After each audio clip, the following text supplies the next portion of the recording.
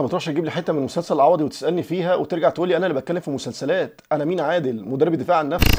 رساله جات لي على الصفحه من محمد من الشرقيه بيقول لي فيها كابتن مينا لو انا اتخنقت الخنقه دي اتخلص منها ازاي؟ اللي هي في المشهد ده، مشهد خناقه احمد العوضي في السجن في مسلسل ضرب نار. طيب مبدئيا بالنسبه للناس اللي متابعه المسلسل فاكيد كلكم عارفين المشهد ده، مشهد خناقه احمد العوضي في السجن. بعيدا عن رايي في تصميم المعركه نفسها في المشهد ده مع كامل احترامي وتقديري لكل فريق العمل، ولكن انا كل اللي يهمني في الموضوع ده كله هو افاده اللي داخل بيسالني ازاي يعرف يخرج من الخنقه دي، ولو هو كمان خنقها ازاي يعرف يسيطر بيها على اللي قدامه حتى لو كان اضخم منه، على اساس ان العوضي في المشهد ده مجرد ما هو خنق زميله الممثل مع الرغم ان هو اضخم منه بس عرف يسيطر عليه على طول.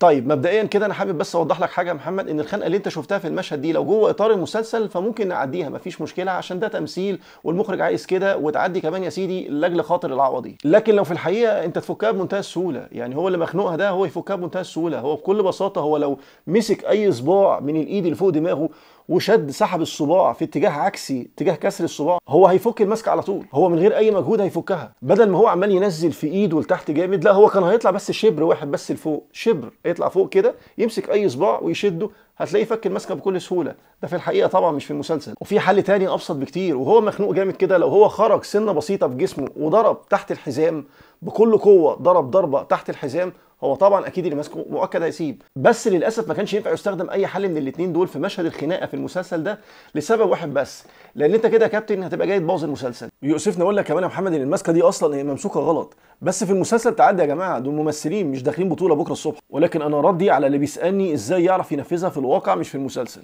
الماسكه اللي في المشهد دي ما فيهاش ذره سيطره على الخصم. الماسكه الصح ان انت بتقفل ايدك بالشكل ده، بتخلي رقبه الخصم عند الزاويه دي عند السبعه دي، وبنفس الايد اللي انت بتخنق بيها بتلف تمسك تحط ايدك على الباي على الدراع التاني، وبعد كده ايدك التانية بتلفها بالشكل ده تقفل رقبته بالطريقه دي، تبقى انت كده خنقته سيطرت عليه. الخنقه دي اسمها خنق دم، انت بتقطع تغذيه الدم الواصله ما بين المخ والجسم كله. الخنقه دي لو اتمسكت صح انت معاك من 5 ل7 ثواني اللي انت ماسكه هيغمى عليه على طول. لو انت من محبي رياضات الفنون القتاليه حاول دايما ما يكونش تاثرك بالاساليب اللي انت بتشوفها في الافلام وفي المسلسلات، لانها دايما بتكون قايمه على الخدعه البصريه والشو والاستعراض وفيها نسبه عاليه جدا من الابهار. صدقني هي دي الحاجات اللي اتقال عليها فعلا مالهاش علاقه بالواقع وما ينفعش تطبق في الشارع، مش الاساليب اللي احنا بنقدمها في الفيديوهات التعليميه اللي ناس كتير جدا بيقول لك لا دي ما ينفعش تطبق في الواقع، ردا على ناس كتير بتقول ساعات على الفيديوهات اللي انا بنزلها كده. بالتوفيق والنجاح لكل فريق مسلسل احمد العوضي، واتمنى اكون قدرت افيدك يا محمد. تحياتي ليك ولكل اهل الشرقيه، اشوفكم على خير.